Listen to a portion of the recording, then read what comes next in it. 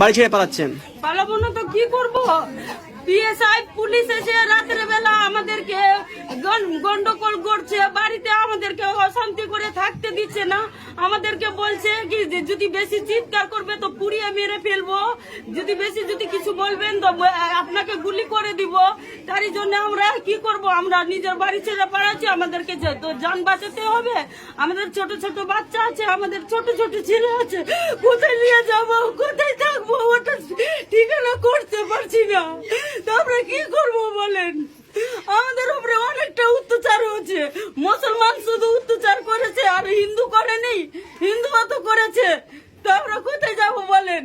গতকালকে প্রশাসন থেকে বার্তা দিল কি আপনারা শান্তিভাবে থাকুন, দোকানপাট খুলুন, তা সত্ত্বেও এই বাড়ি এসে ভাঙচুর করছে। আমার সবই শান্তি ভাবে আছে, তবুও কেন রাত্রে বেলা অত্যাচার হচ্ছে? পুলিশ নিয়ে, বিএসএফ নিয়ে, বাড়ির